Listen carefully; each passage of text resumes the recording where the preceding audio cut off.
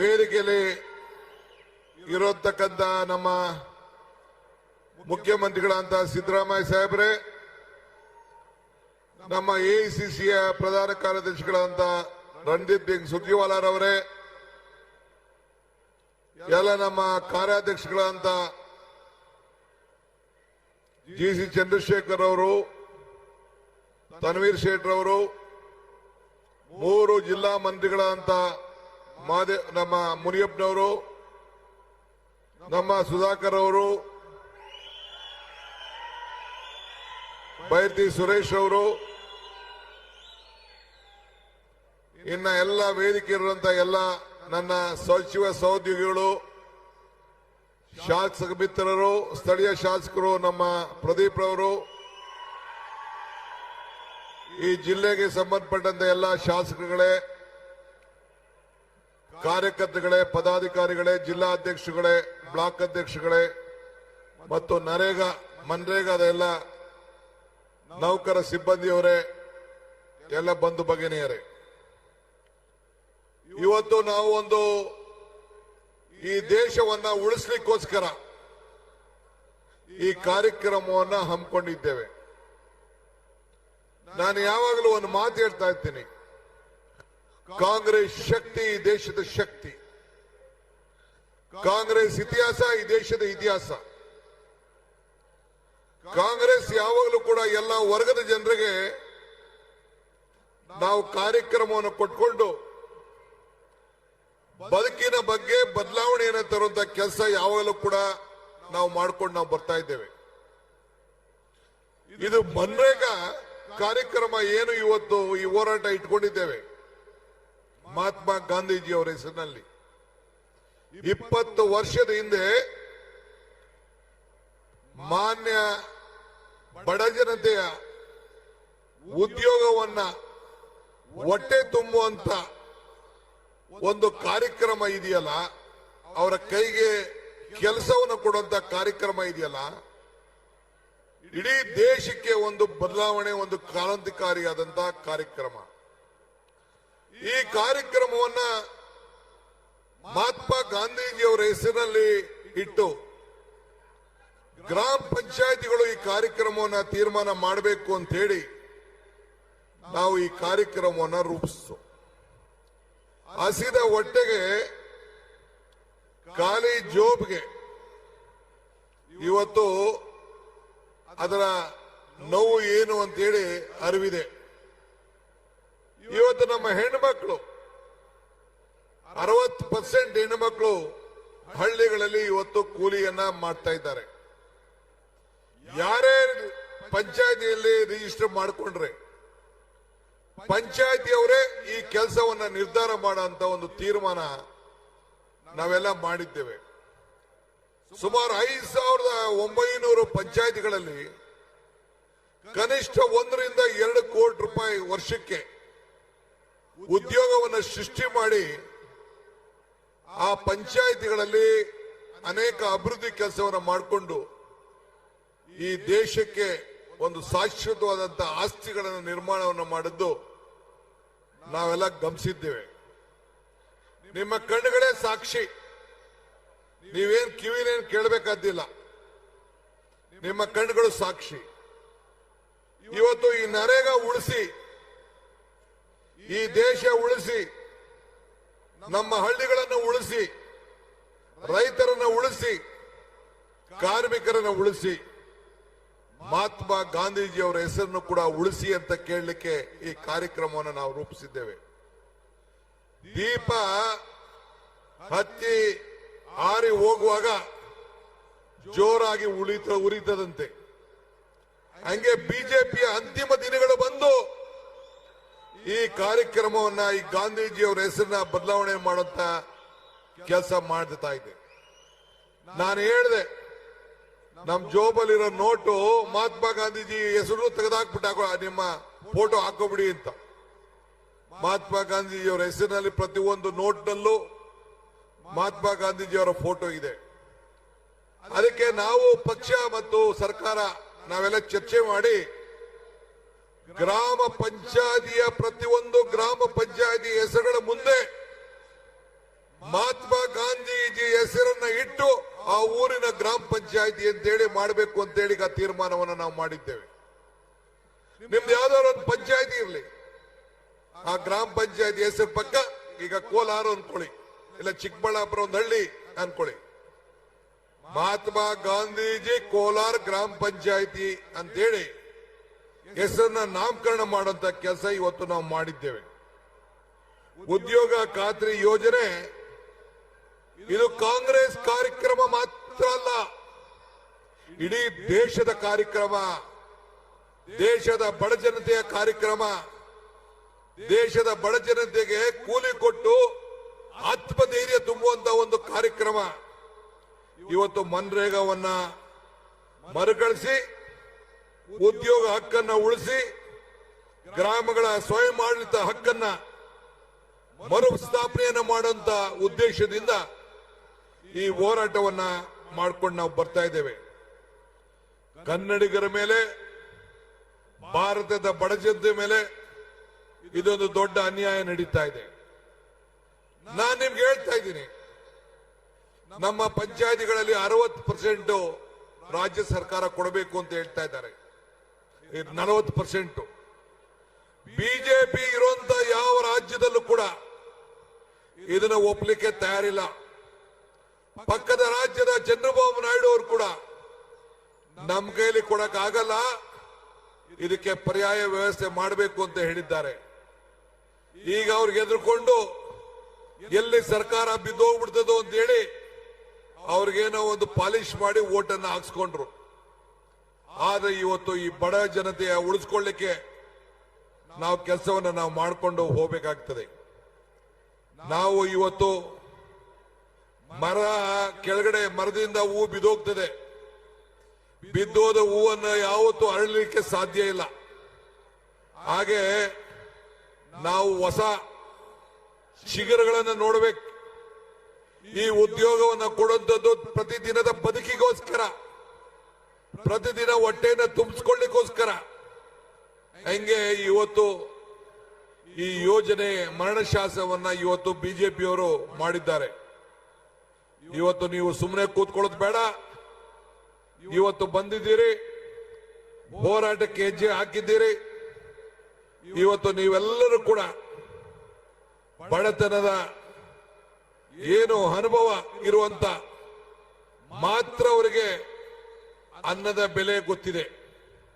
ಆದ್ರಿಂದ ಕಾಂಗ್ರೆಸ್ ನಮ್ಮ ಬಡ ಜನತೆಯ ಆರ್ಥಿಕ ಶಕ್ತಿಯನ್ನು ತುಂಬುವಂತ ದೃಷ್ಟಿಯಿಂದನೇ ಇವತ್ತು ನಾವು 5 ಗ್ಯಾರಂಟಿಗಳನ್ನು ತೆಗೆದುಕೊಂಡು ಬಂದು, ಅದೇ ರೀತಿ ಉದ್ಯೋಗ ಖಾತ್ರಿ ಗ್ಯಾರಂಟಿ ಇದು. ಬೆಲೆಗಳು ಗಗನಕ್ಕೆ ಹೋಗ್ತಾ ಇತ್ತು, ಆದಾಯ ಪಾತಾಳಕ್ಕೆ ಹೋಗ್ತಾ ಇತ್ತು. ಆ ದೃಷ್ಟಿಯಿಂದನೇ 5 ಗ್ಯಾರಂಟಿಗಳನ್ನು ತಂದು, ನೀವು ಯಾರು ಕೂಡ ಕರೆಂಟ್ ಬಿಲ್ ಕಟ್ತಾ ಇಲ್ಲ, ಉಚಿತವಾಗಿ ನಿಮ್ಮ ಮನೆಯನ್ನ ಬೆಳಗಿಸ್ತಾ ಇದ್ದೇವೆ.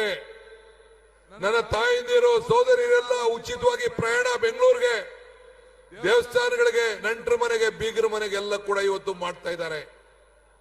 5 ಕೆಜಿ ಅಕ್ಕಿ, ಇನ್ನು ಮೇಲೆ 5 ಕೆಜಿ ಬೇರೆ ಬೇರೆ ಪದಾರ್ಥಗಳನ್ನು ಕೊಟ್ಟು 10 ಕೆಜಿ ಕೊಡುವಂತ ತೀರ್ಮಾನ ನಮ್ಮ ಸರ್ಕಾರ ಮಾಡಿದೆ. ತಾಯಿಂದಿರ ಮಡ್ಲಿಗೆ 2,000 ರೂಪಾಯಿ ತಿಂಗಳಿಗೆ ಕೊಡುವಂತ ಐತಿಹಾಸಿಕ ತೀರ್ಮಾನ ಬಿಜೆಪಿಯವರೆಲ್ಲ ಟೀಕೆ ಮಾಡ್ತಾ ಇದ್ರು, ನರೇಂದ್ರ ಮೋದಿ ಟೀಕೆ ಮಾಡ್ತಾ ಇದ್ರು. ಈಗ ನಮ್ಮ ಖಾತ್ರಿ ಯೋಜನೆ, ಈ ಪಂಚ ಗ್ಯಾರಂಟಿ ಯೋಜನೆ ಇಡೀ ದೇಶದ ಯೋಜನೆ ಆಗಿದೆ. ಇದನ್ನ ಯಾವ ಕಾರಣಕ್ಕೂ ನಿಲ್ಲಕ್ಕೆ ನಾವು ಬಿಡುದಿಲ್ಲ, ನಿಮ್ ಕೈಲಿ ನಿಲ್ಸಕ್ಕಾಗ್ಲಿಲ್ಲ. ಬಡವರ ಬದುಕಿಗೋಸ್ಕರ ಈ ಕಾರ್ಯಕ್ರಮವನ್ನು ನಾವು ಈ ಸಂದರ್ಭದಲ್ಲಿ ನಾವು ರೂಪಿಸಿದ್ದೇವೆ. ಬಂಧುಗಳೇ, ಹೋರಾಟ ಮಾಡುವನು ಗೆದ್ದೇ ಗೆಲ್ತಾನೆ. ಯಾವ ಕಾರಣಕ್ಕೂ ಸೋಲಿನ ಭಯ ಇರಲಿಕ್ಕೆ ಸಾಧ್ಯ ಇಲ್ಲ. ಇದು ಬಾಬಾ ಸಾಹೇಬ್ ಅಂಬೇಡ್ಕರ್ ಅವರು ಹೇಳಿದ್ದಾರೆ. ಹಂಗೆ ಇವತ್ತು ನಾವೆಲ್ಲ ಹೋರಾಟವನ್ನ ಮಾಡ್ಕೊಂಡು ಬರ್ತಾ ಇದ್ದೇವೆ. ಬದುಕಿನಲ್ಲಿ ಹೆಜ್ಜೆ ಗುರುತನ್ನ ಉಳಿಸ್ಕೊಂಡು ಹೋಗ್ಲೇಬೇಕು ನಾವು. ಸೊ ನಿಮ್ಮ ಹೋರಾಟ ಮೋಕ್ಷಗುಂಡ ಸರ್ ಎಂ ವಿಶ್ವೇಶ್ವರಯ್ಯನವರ ಭೂಮಿ ಇದು. ಈ ಭೂಮಿಲಿ ತ್ಯಾಗವನ್ನ ಮಾಡಿಕೊಂಡು ನೀವೆಲ್ಲ ಸೇರಿ ಕೆಲಸವನ್ನ ಮಾಡಿಕೊಂಡು ಈ ಹೋರಾಟಕ್ಕೆ ಹೆಜ್ಜೆಯನ್ನು ಹಾಕೊಂಡು ಬರ್ತಾ ಇದ್ದೀರಿ. ಈ ದೇಶದಲ್ಲಿ ಮಹಾತ್ಮ ಗಾಂಧೀಜಿಯವರ ಹೆಸರನ್ನ ಯಾರ ಕೈಲೂ ಅಳಿಸ್ಲಿಕ್ಕೆ ಸಾಧ್ಯ ಇಲ್ಲ. 100 ವರ್ಷ ಆಯ್ತು ಮಹಾತ್ಮ ಗಾಂಧೀಜಿಯವರು ಈ ದೇಶದ ಸ್ವಾತಂತ್ರ್ಯವನ್ನು ವಹಿಸಿಕೊಂಡು, ಸ್ವಾತಂತ್ರ್ಯದ ಕಾಂಗ್ರೆಸ್ ಪಕ್ಷದ ನಾಯಕತ್ವವನ್ನು ವಹಿಸಿಕೊಂಡು ಇವತ್ತು ನಾವೆಲ್ಲ ಸ್ವಾತಂತ್ರ್ಯ ಬಂದು, ಪ್ರಜಾಪ್ರಭುತ್ವ ಬಂದು, ನಿಮ್ಗೆಲ್ಲ ಸಂವಿಧಾನ ಕೊಟ್ಟು, ರಾಷ್ಟ್ರಧ್ವಜ ಕೊಟ್ಟು, ರಾಷ್ಟ್ರಗೀತೆಯನ್ನು ಕೊಟ್ಟು ಈ ದೇಶದ ಜನರಿಗೋಸ್ಕರ ಇವತ್ತು ನಾವು ಹೋರಾಟವನ್ನು ನಾವು ಮಾಡಿಕೊಂಡು ನಾವು ಬರ್ತಾ ಇದ್ದೇವೆ. ಅದರಿಂದ ನಾವು ನರೇಗಾ ನಾಶವನ್ನು ಮಾಡಲಿಕ್ಕೆ ಬಿಡೋಲ್ಲ. ರೈತರ ಉದ್ಯೋಗವನ್ನ ಕಿತ್ಕೊಳ್ಳಿಕ್ಕೆ ನಾವು ಅವಕಾಶವನ್ನು ಮಾಡಿಕೊಳ್ಳಿಲ್ಲ. ನರೇಗಾರವರ ಸಂವಿಧಾನ ಅಡ್ಡ ಬಿದ್ದಿದ್ರು ಕೂಡ ಅದನ್ನ ಬದಲಾವಣೆ ಮಾಡಕ್ಕೆ ಹೊರಟಿದ್ರು.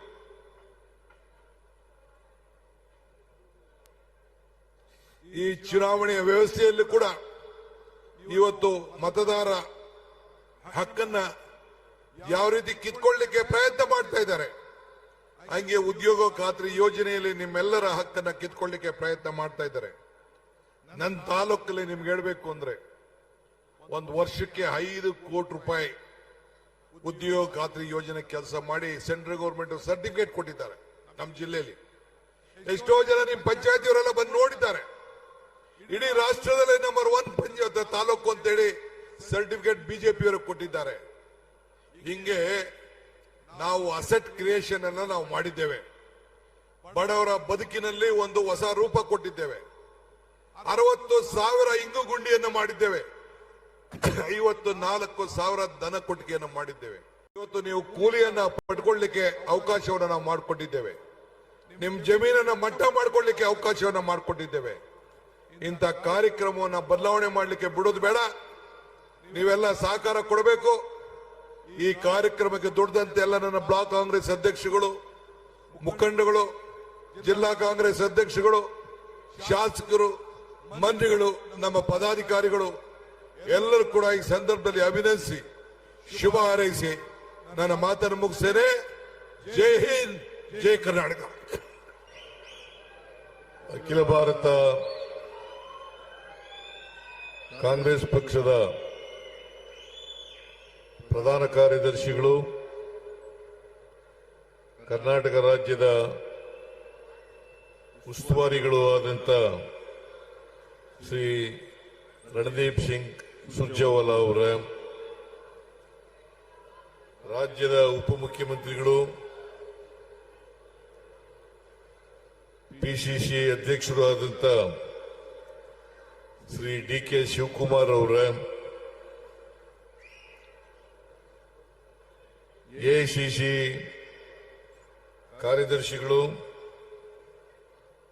ಕಾರ್ಯದರ್ಶಿಗಳಾದಂತ ಶ್ರೀ ಅಭಿಷೇಕ್ ದತ್ತಾ ಅವರ,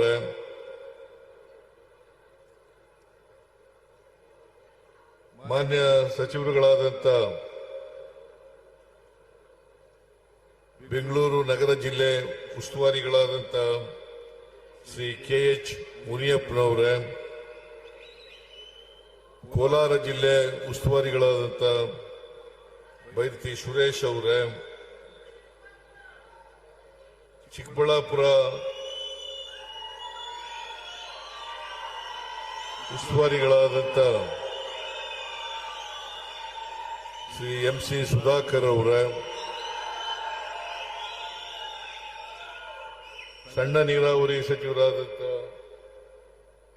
ಶ್ರೀ ಬೋಸರಾಜು ಅವರ, ಕೋಲಾರ ಜಿಲ್ಲೆಯ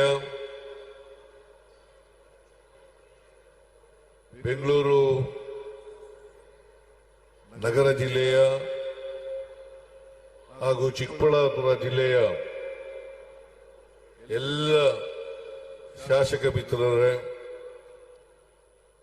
ವೇದಿಕೆ ಮೇಲಿರ್ತಕ್ಕಂಥ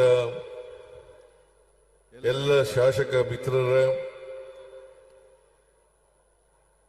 ವಿಧಾನ ಪರಿಷತ್ತಿನ ಸದಸ್ಯರುಗಳೇ, ಮಾಜಿ ಶಾಸಕರುಗಳೇ, ವೇದಿಕೆ ಮೇಲಿರ್ತಕ್ಕಂಥ ಎಲ್ಲ ಕಾಂಗ್ರೆಸ್ ಪಕ್ಷದ ಮುಖಂಡರುಗಳೇ, ಇಲ್ಲಿ ಇಷ್ಟು ದೊಡ್ಡ ಸಂಖ್ಯೆಯಲ್ಲಿ ಸೇರಿದ್ದಂತ ಈಗಲೂ ಇರತಕ್ಕಂತ ಎಲ್ಲ ಆತ್ಮೀಯ ಬಂಧುಗಳೇ, ತಾಯಂದಿರೇ, ಸುದ್ದಿ ಮಾಧ್ಯಮದ ಗೆಳೆಯರೇ, ಈಗಾಗಲೇ ಅನೇಕ ಜನ ನಮ್ಮ ಮುಖಂಡರುಗಳು ಮಾತನಾಡಿದ್ದಾರೆ. ನೀವೆಲ್ಲರೂ ಕೂಡ ಇವತ್ತು ಮನ್ರೇಗಾ ಉಳಿಸಿ ಅಭಿಯಾನದಲ್ಲಿ ಭಾಗವಹಿಸಲಿಕ್ಕೆ ಬಂದಿದ್ದೀರಿ. ಇಷ್ಟೊಂದು ದೊಡ್ಡ ಪ್ರಮಾಣದಲ್ಲಿ ಸಭೆಯನ್ನ ಏರ್ಪಾಡು ಮಾಡದಂತ KH ಮುನಿಯಪ್ಪನವರಿಗೆ, ಬೈತಿ ಸುರೇಶ್ ಅವರಿಗೆ ಮತ್ತು ಸುಧಾಕರ್ ಅವರಿಗೆ ಹಾಗೂ ಈ 3 ಜಿಲ್ಲೆಯ ಎಲ್ಲ ಕಾಂಗ್ರೆಸ್ ಸದಸ್ಯರುಗಳಿಗೆ, MLAಗಳಿಗೆ ನಾನು ಹೃತ್ಪೂರ್ವಕವಾಗಿ ನಮಸ್ಕಾರಗಳನ್ನ ಬಯಸ್ತಾ ಇದ್ದೇನೆ. ನಾವು ಸ್ವಲ್ಪ ತಡವಾಗಿ ಬಂದು, ಹಾಗಾಗಿ ಈ ಸಭೆ ಪ್ರಾರಂಭ ಆಗೋದು ಕೂಡ ತಡ ಆಯಿತು. ಅದಕ್ಕಾಗಿ ನಮ್ಮೆಲ್ಲರಿಗೆ ಕ್ಷಮಿಸಬೇಕು ಅಂತೇಳಿ ನಿಮ್ಮಲ್ಲಿ ಅತ್ಯಂತ ಕಳಕಳಿಯಿಂದ ಪ್ರಾರ್ಥನೆಯನ್ನ ಮಾಡ್ತೇನೆ. ಇವತ್ತು ಇಡೀ ದೇಶಾದ್ಯಂತ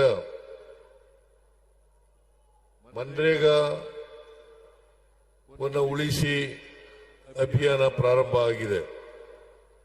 ಕರ್ನಾಟಕದಲ್ಲೂ ಕೂಡ ಇದು ಪ್ರಾರಂಭ ಆಗ್ತಾ ಇದೆ.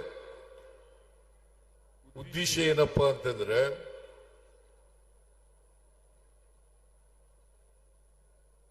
ಚಳಿಗಾಲದ ಅಧಿವೇಶನದಲ್ಲಿ ಕೇಂದ್ರದಲ್ಲಿರ್ತಕ್ಕಂಥ ಭಾರತೀಯ ಜನತಾ ಪಕ್ಷದ ಸರ್ಕಾರ ಮನ್ರೇಗಾವನ್ನ ರದ್ದು ಮಾಡಿ ಆ ಜಾಗದಲ್ಲಿ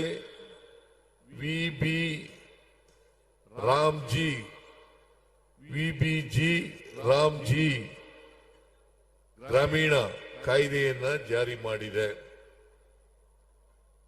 ಈ ಮನ್ರೇಗಾ ಕಾಯ್ದೆಯನ್ನ ರದ್ದು ಮಾಡಬೇಕಾದಂತ ಅಗತ್ಯ ಇರಲಿಲ್ಲ. ಇದು 2005ರಲ್ಲಿ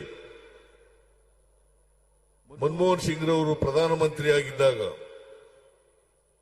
ಶ್ರೀಮತಿ ಸೋನಿಯಾ ಗಾಂಧಿಯವರ ನಾಯಕತ್ವದಲ್ಲಿ ಈ ಕಾಯ್ದೆ ಜಾರಿಯಾಯಿತು. ಉದ್ದೇಶ ಏನಪ್ಪಾ ಅಂತಂದ್ರೆ, ಹಳ್ಳಿಗಾಡಿನಲ್ಲಿರ್ತಕ್ಕಂಥ ಕೂಲಿ ಕಾರ್ಮಿಕರಿಗೆ, ಆದಿವಾಸಿಗಳಿಗೆ, ಸಣ್ಣ ರೈತರಿಗೆ, ಹೆಣ್ಮಕ್ಕಳಿಗೆ ಉದ್ಯೋಗವನ್ನ ಕೊಡಬೇಕು ಅಂತಕ್ಕಂಥ ಉದ್ದೇಶದಿಂದ ಈ ಕಾಯ್ದೆಯನ್ನ ಜಾರಿಗೆ ತಗೊಬಂದದ್ದು. ಮನಮೋಹನ್ ಸಿಂಗ್ ರವರು ಇದೊಂದೇ ಕಾಯ್ದೆಯನ್ನ ಜಾರಿಗೆ ತರಲಿಲ್ಲ. ಇದರ ಜೊತೆಯಲ್ಲಿ ಉದ್ಯೋಗದ ಹಕ್ಕು, ಆಹಾರದ ಹಕ್ಕು, ಶಿಕ್ಷಣದ ಹಕ್ಕು ಮತ್ತು ಅರಣ್ಯದಲ್ಲಿ ವಾಸ ಮಾಡತಕ್ಕಂಥ ಆದಿವಾಸಿಗಳ ಹಕ್ಕು, ಜೊತೆಗೆ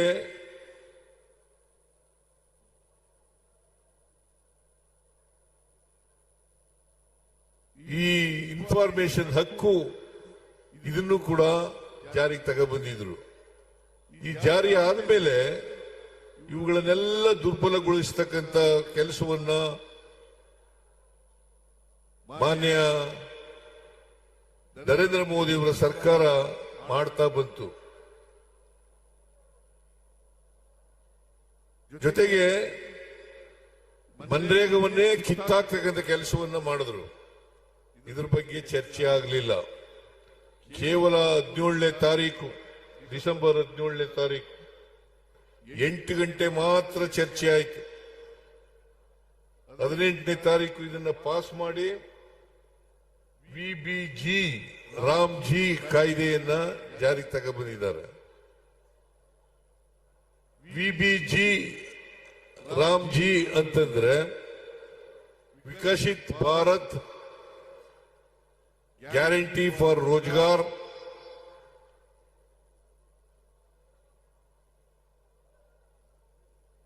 ಅಜೀವಿಕ್ ಮಿಷನ್ ಗ್ರಾಮೀಣ ಅಂತ ಅರ್ಥ. ಈ ಕಾಯ್ದೆಯನ್ನ ಜಾರಿಗೆ ತಂದಿರತಕ್ಕಂಥದ್ದು ಸುಮಾರು ಈ ಕಾಯ್ದೆಯನ್ನ ಮನ್ರೇಗಾ ಕಾಯ್ದೆಯನ್ನು ರದ್ದು ಮಾಡೋದ್ರಿಂದ ಮನ್ರೇಗಾ ಕಾಯ್ದೆನಲ್ಲಿ 12 ಕೋಟಿ 16 ಲಕ್ಷ ಕೆಲಸಗಾರರು ಕೆಲಸವನ್ನ ಪಡ್ಕೊಳ್ತಾ ಇದ್ರು. ಇದರಲ್ಲಿ ವಿಶೇಷವಾಗಿ ಇವತ್ತು ಹೆಣ್ಣು ಮಕ್ಕಳೇ ಜಾಸ್ತಿ, ಸುಮಾರು 53% ಹೆಣ್ಣು ಮಕ್ಕಳು ಉದ್ಯೋಗವನ್ನ ಪಡ್ಕೊತಾ ಇದ್ರು. ಜೊತೆಗೆ ಪರಿಶಿಷ್ಟ ಜಾತಿಯವರು 17% ಮತ್ತು ಪರಿಶಿಷ್ಟ ವರ್ಗದವರು 7%.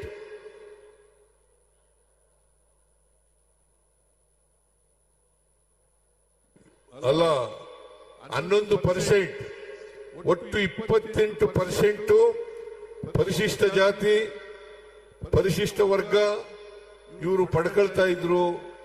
ಇದನ್ನ ಇವತ್ತು ಕಿತ್ಕೊಳ್ತಕ್ಕಂಥ ಕೆಲಸವನ್ನ ಮಾಡ್ತಾ ಇದ್ದಾರೆ. 20 ವರ್ಷಗಳಿಂದ ಕಾಯ್ದೆ ಜಾರಿಯಲ್ಲಿತ್ತು, ಮನ್ರೇಗಾ ಕಾಯ್ದೆ. ಮಹಾತ್ಮ ಗಾಂಧೀಜಿಯವರ ಹೆಸರು ಯಾಕೆ ಇಟ್ಟಿದ್ರಪ್ಪ ಅಂತಂದ್ರೆ ಗ್ರಾಮೀಣ ಪ್ರದೇಶಗಳ ಅಭಿವೃದ್ಧಿ ಆಗದೇನೆ ರಾಷ್ಟ್ರದ ಅಭಿವೃದ್ಧಿ ಆಗಲ್ಲ ಅಂತಕ್ಕಂಥದ್ದು ಮಹಾತ್ಮ ಗಾಂಧೀಜಿಯವರು ಹೇಳಿದಂತ ಮಾತು. ಅದಕ್ಕೋಸ್ಕರ ಇದು ಮಹಾತ್ಮ ಗಾಂಧೀಜಿಯವರು ಗ್ರಾಮೀಣ ಬದುಕು ಸುಧಾರಣೆ ಆಗದೇನೆ ದೇಶದ ಸುಧಾರಣೆ ಆಗ್ಲಿಕ್ಕೆ ಸಾಧ್ಯ ಇಲ್ಲ.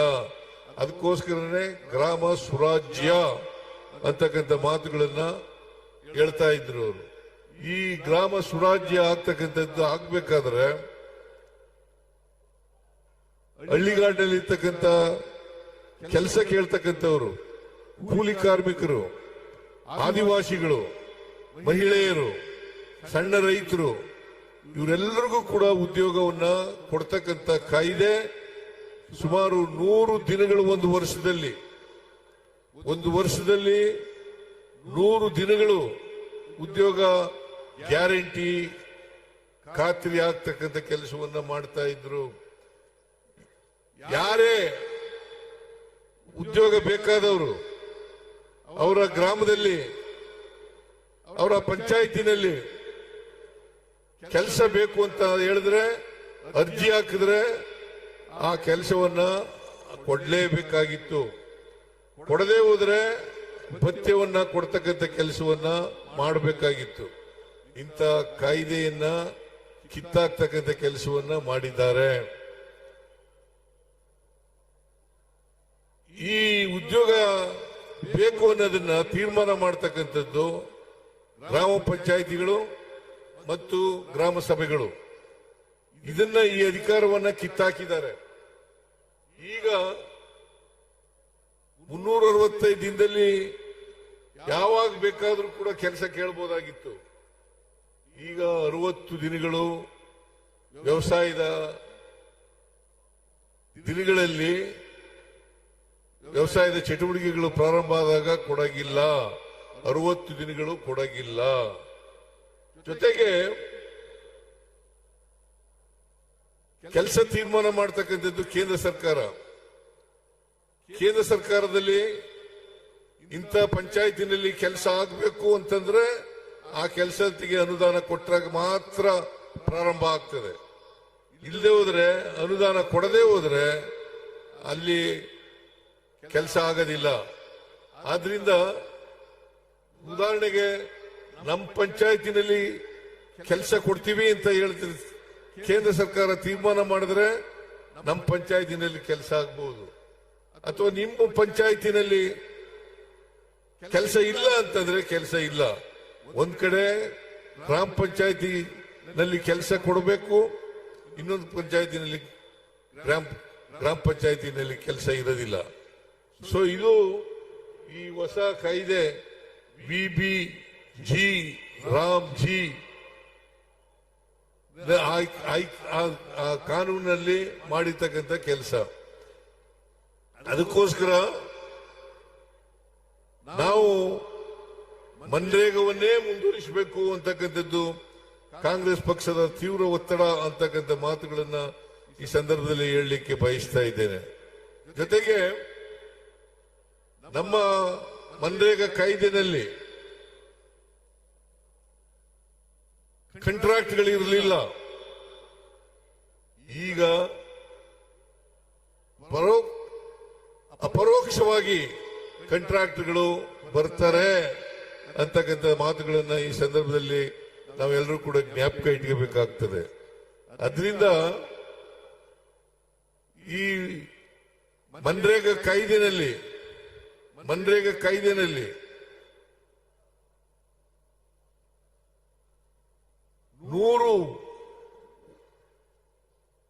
100 ದಿನ ಉದ್ಯೋಗ ಮಾಡಿದ್ರೆ ಅಷ್ಟು ದಿನಗಳ ಕೆಲಸದ ಮಜೂರಿಯನ್ನ ಕೊಡಬೇಕಾಗಿತ್ತು. ಸಾಮಗ್ರಿಗಳಿಗೆ ಮಾತ್ರ 10% ಕೊಡ್ತಕ್ಕಂಥ ಕೆಲಸವನ್ನು ಮಾಡ್ತಾ ಇದ್ರು. ಈಗ ರಾಜ್ಯ ಸರ್ಕಾರ 40% ಕೊಡಬೇಕು, ಕೇಂದ್ರ ಸರ್ಕಾರ 60% ಕೊಡಬೇಕು ಅಂತ ಈ ಹೊಸ ಕಾಯ್ದೆನಲ್ಲಿ ಮಾಡಿದ್ದಾರೆ. ಅದರಿಂದ ರಾಜ್ಯ ಸರ್ಕಾರಗಳ ಹಿತ ಕಾಪಾಡೋದ್ರಲ್ಲಿ ಸಂಪೂರ್ಣವಾಗಿ ಕೇಂದ್ರ ಸರ್ಕಾರ ಮರೆತಿದೆ ಅಂತಕ್ಕಂಥ ಮಾತುಗಳನ್ನ ಈ ಸಂದರ್ಭದಲ್ಲಿ ಹೇಳಲಿಕ್ಕೆ ಬಯಸ್ತಾ ಇದ್ದೇನೆ.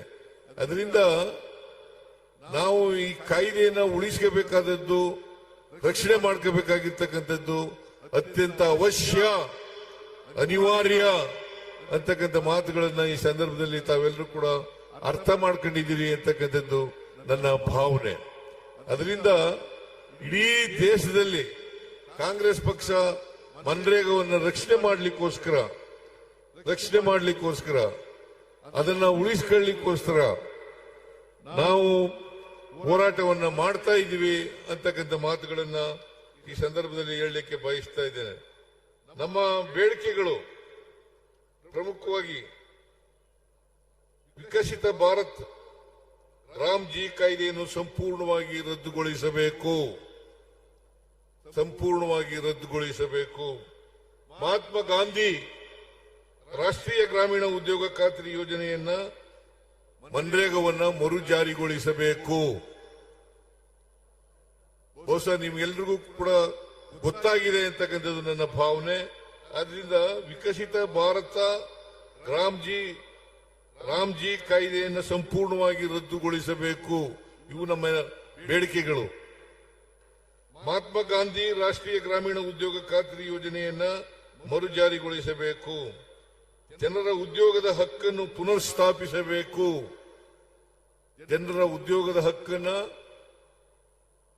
ಮರುಸ್ಥಾಪಿಸಬೇಕು. ಪಂಚಾಯಿತಿಗಳ ಸ್ವಯಂ ಆಡಳಿತದ ಹಕ್ಕನ್ನು ಮರುಸ್ಥಾಪಿಸಬೇಕು. ದೇಶಾದ್ಯಂತ ದಿನಕ್ಕೆ 400 ರೂಪಾಯಿ ಕನಿಷ್ಠ ವೇತನವನ್ನು ನೀಡಬೇಕು. ಇದು ನಮ್ಮ ಬೇಡಿಕೆಗಳು. ಈ ಬೇಡಿಕೆಗಳು ಈಡೇರೋವರೆಗೆ ನಮ್ಮ ಆಂದೋಲನ ನಿಲ್ಲದಿಲ್ಲ ಅಂತಕ್ಕಂಥ ಮಾತುಗಳನ್ನ ಈ ಸಂದರ್ಭದಲ್ಲಿ ಹೇಳಲಿಕ್ಕೆ ಬಯಸ್ತಾ ಇದ್ದೇನೆ. ಹೇಗೆ ರೈತರ ವಿರೋಧಿ ಕಾಯ್ದೆಗಳನ್ನ ಕೇಂದ್ರ ಸರ್ಕಾರ ಜಾರಿಗೆ ತಂದಾಗ ಹೋರಾಟ ಮಾಡಿದ್ರು, ಅದೇ ರೀತಿ ನಾವು ಕೂಡ ಹೋರಾಟ ಮಾಡ್ತೇವೆ ಅಂತಕ್ಕಂಥ ಮಾತುಗಳನ್ನ ಈ ಸಂದರ್ಭದಲ್ಲಿ ಹೇಳಲಿಕ್ಕೆ ಬಯಸ್ತಾ ಇದ್ದೇನೆ. ಅದರಿಂದ ಮನ್ರೇಗಾ ಪುನಃಸ್ಥಾಪನೆ ಆಗಬೇಕು. ಅದು ಆಗೋವರೆಗೂ ಕೂಡ ನಮ್ಮ ಹೋರಾಟ ನಿಲ್ಲದಿಲ್ಲ. ನೀವೆಲ್ಲರೂ ಕೂಡ ತಯಾರಾಗಿದ್ದೀರಾ ನೀವೆಲ್ಲರೂ? ಇದು ಹಳ್ಳಿಗಾಡಿನಲ್ಲಿ ನಡೀತಕ್ಕಂಥ ಕಾರ್ಯಕ್ರಮ, ಹಳ್ಳಿಗಾಡಿನ ಜನರಿಗೆ ಕೊಡ್ತಕ್ಕಂಥ ಕಾರ್ಯಕ್ರಮ. ಆದ್ರಿಂದ 12 ಕೋಟಿ 16 ಲಕ್ಷ ಏನು ಕೂಲಿ ಕಾರ್ಮಿಕರಿದ್ರು ಅವರೆಲ್ಲರಿಗೂ ಕೂಡ ಇವತ್ತು ಈ ಕಾಯ್ದೆಯನ್ನ ತಂದು ಮನ್ರೇಗವನ್ನ ನಾಶ ಮಾಡಿ ಈ ಹಳ್ಳಿಗಾಡಿನ ಜನರ ಕೆಲಸವನ್ನ ಕಿತ್ಕೊಳ್ತಕ್ಕಂಥ ಕೆಲಸವನ್ನ ಮಾಡಿದ್ದೆ. ಆದ್ರಿಂದ ದಯಮಾಡಿ ತಾವೆಲ್ಲರೂ ಕೂಡ ಈ ಹೋರಾಟದಲ್ಲಿ ಭಾಗವಹಿಸಬೇಕು, ಕಾಂಗ್ರೆಸ್ ಜೊತೆ ಸಹಕರಿಸಬೇಕು. ನೀವೆಲ್ಲರೂ ಕೂಡ ಬಹಳ ದೊಡ್ಡ ಪ್ರಮಾಣದಲ್ಲಿ ಇಲ್ಲಿ ಬಂದಿದ್ರಿ. ಆದ್ರೆ ನಾವು ತಡವಾಗಿ ಬಂದದ್ರಿಂದ ನೀವೆಲ್ಲರೂ ಕೂಡ ಅನೇಕ ಜನ ಹೊರಟೋಗಿದ್ದಾರೆ ಈಗ. ಆದರೂ ಕೂಡ ಇಂಥ ಯಶಸ್ವಿ ಕಾರ್ಯಕ್ರಮ ಆಗ್ಲಿಕ್ಕೆ ಶ್ರಮಿಸಿದಂತ ಎಲ್ಲ